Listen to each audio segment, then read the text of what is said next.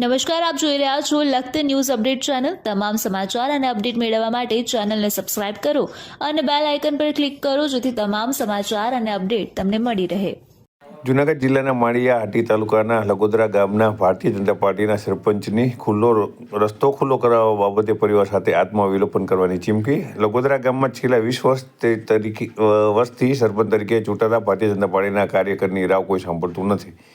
લગોદરા ગામના સરપંચ ભીખાભાઈ વાટેના જણાવ્યા મુજબ તેમના વાડી વિસ્તારમાં છેલ્લા ઘણા સમયથી આવવા જવાનો માર્ગ માથાભારે તત્વો દ્વારા બંધ કરી દેવામાં આવ્યો છે।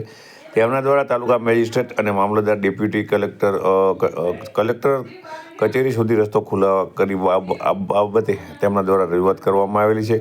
એકવાર રસ્તો ખુલ્લો કરી દીધા બાદ માથાભારે તત્વો દ્વારા બંધ કરી દેવામાં આવતા તેમના સહિત બીજા પરિવાર પણ મુશ્કેલી અનુભવી રહ્યા છે। તેમના દ્વારા જણાવ્યા મુજબ તેઓ છેલ્લે 4 ટર્મથી સરપંચ તરીકે ફરજ બજાવી રહ્યા છે। તેઓ ભારતીય જનતા પાર્ટીના સક્રિય કાર્યકર પણ છે। ત્યારે ભારતીય જનતા પાર્ટીના દેશના યશસ્વી વડાપ્રધાન નરેન્દ્ર મોદીનું સ્લોગન છે કે ભય ભૂખ અને ભ્રષ્ટાચાર મુક્ત સરકાર।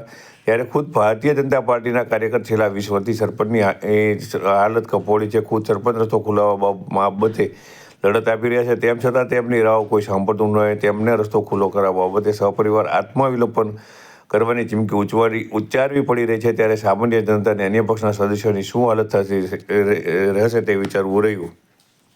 લીલીબેન મોહનભાઈ સોલંકી, ગામ લાંગોદરા।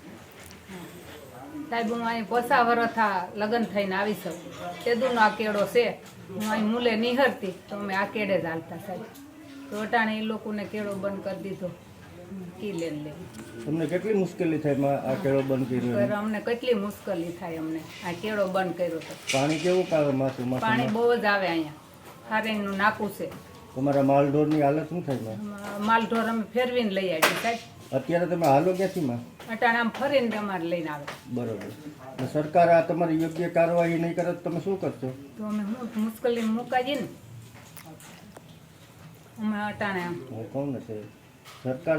સર, મારું નામ ભીખાભાઈ રાજાભાઈ વાઢેર, હું લાંગોદરા ગામનો અહીં ખેડૂત છું અને છેલ્લા 20 વર્ષથી તો હું આ જગ્યા ઉપર રહું। અને અમારો મેન એક રસ્તો છે।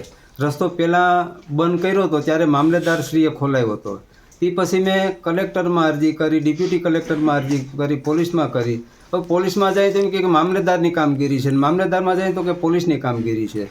સાહેબ, આના માટે હું કરવું એ હું પોતે નક્કી નથી કરી શકતો।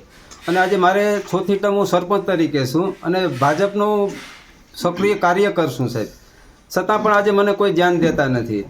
અને આના માટે જો આના ટૂંક સમયમાં કે છેલ્લા 15 દિવસ સુધીમાં આનો કોઈ પણ નિકાલ નહીં આવે સાહેબ, તો ન છૂટકે મારા પરિવાર સાથે મારે આત્મવિલોપન કરવો પડશે। અને આ સિવાય મારે કોઈ સાહેબ બીજો રસ્તો નથી। કોર્ટ કમિશનર પણ આવીને જોઈ ગયા હતા કે ભાઈ આમાં ખરેખર બીજો રસ્તો નથી। તો આવી રીતે એટલું નુકસાની આજે પાડોમાં ભાઈ બાપા કરી અને હાથે પગે લાગી અને ખાલી પગ કેડીમાં અમે નીકળી શકીએ સાહેબ, આવી મારી પોઝિશન છે।